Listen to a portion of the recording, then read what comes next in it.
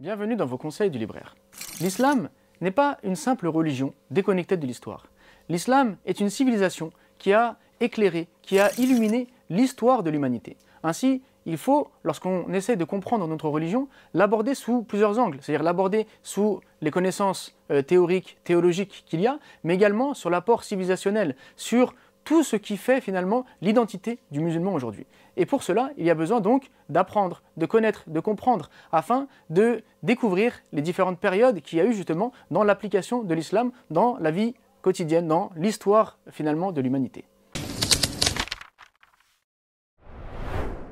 Ainsi, il est important d'enseigner cette histoire à nos enfants, afin que nos enfants puissent comprendre justement comment l'islam est arrivé aujourd'hui en France, comment l'islam a rayonné dans l'Andalous, comment l'islam s'est propagé à travers le monde, que ce soit en Afrique, que ce soit en Perse, que ce soit dans l'Afrique du Nord, que ce soit en Égypte, etc. Au vu de la richesse de cette histoire, au vu de la richesse des informations, vulgariser cette histoire est assez difficile. Mais c'est un travail que les éditions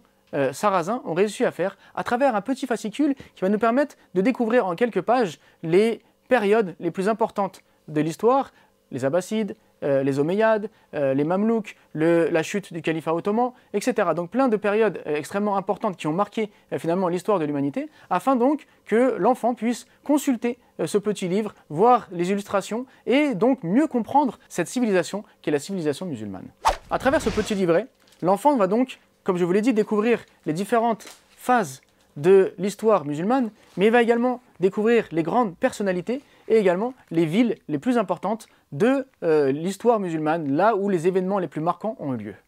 Afin de bien visualiser les différentes périodes, les différentes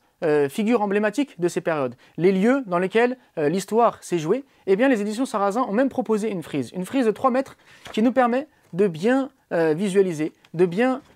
comprendre et d'avoir donc tous les éléments nécessaires pour que l'enfant puisse s'imprégner, puisse découvrir et puisse connaître l'islam en tant que religion, spiritualité qui l'anime au quotidien, mais également en tant que civilisation qui a marqué l'histoire de l'humanité.